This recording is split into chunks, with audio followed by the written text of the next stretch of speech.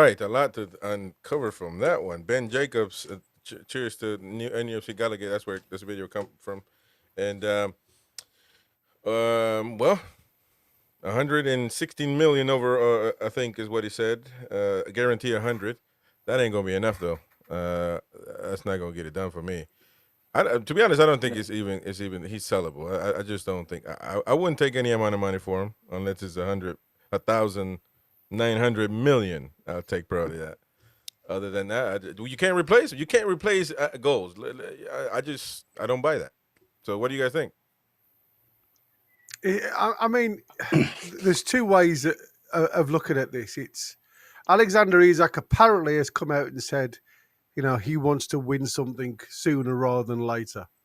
I mean, I think obviously wetting his whistle with the Carabao Cup and now being in the Champions League has probably softened that blow a little bit. But at the end of the day, this will all come down to the player.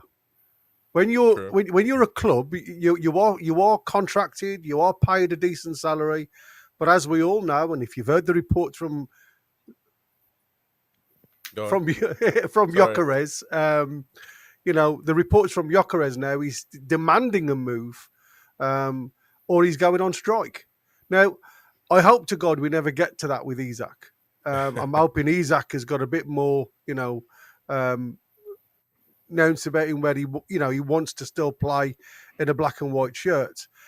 But like Darren Eales has said in the past, every player has a price. Now, we're all saying £150 million.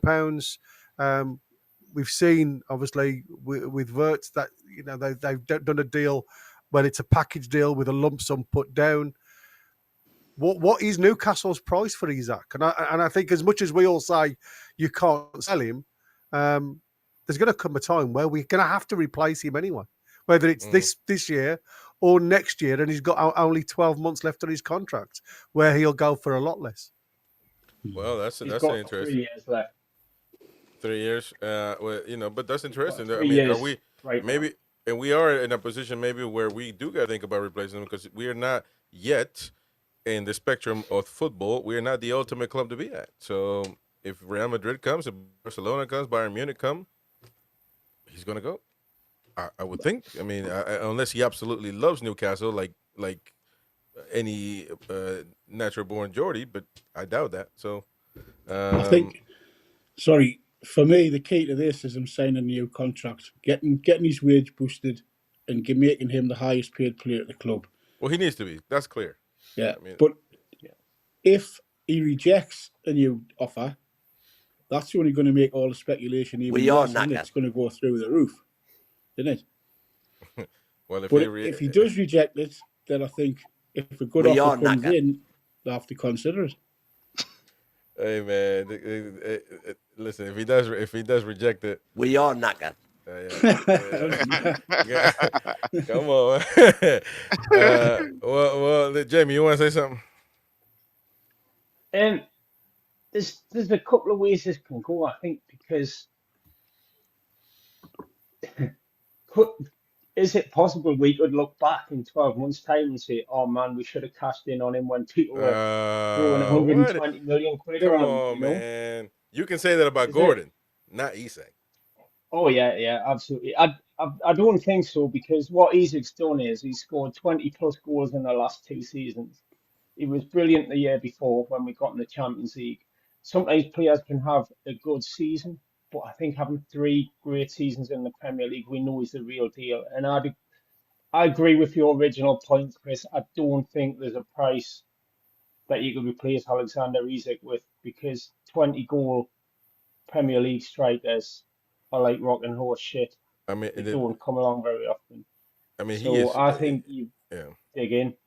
He is feared. He shouldn't agitate for a move while we've got Champions League. It should be, at the very, very least, he should say, let's see how things go this season, even if he doesn't take the improved offer. And I'll say, if he does take the improved offer, I think he might never leave Newcastle till he's ready to go. I always try to put myself in their situation. And I honestly, me thinking, if I was Isak, I don't think in the position that Newcastle are in, I just don't. Liverpool or Arsenal, they just don't move me, man. They just don't move me. That the other clubs that are on another stratosphere, and that will do the job, but none in the English Premier League. I do think if he think of Chris is in regards to that though.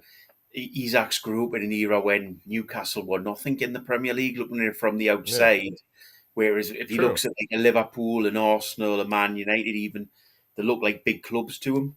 They're like the big clubs in the English Premier League, and we look at it through Newcastle eyes. I think if you look at it through Isak's eyes, it's sort of he probably wants to develop with his career, but he does want to develop with his career, obviously, and sort of part of that is. I hate to say this, but does he want to go to a bigger club, one of the big named clubs over the past few years? You couldn't blame the lad if he did. Don't forget to smash the like button. It helps us a lot to keep growing. Subscribe to the channel, hit the bell for notifications, activate all notifications, that way you get notified every time we go live. And don't forget, you can become a member, get exclusive content, access to all of our live shows on demand at the time that you want. Also, of course, giveaways every month, sometimes multiple giveaways a month. So stay tuned for that. Check it out. Help support the channel. It's a small fee. And of course, you help us and grow. If you hate the Mackhams, smash that like button. To save the bleeding races. When we got the wheel put on, away we went again. But them that had their noses broke, they came back our him. Some went to the dispensary, and some to Dr. Gibbs's, and some to the informer.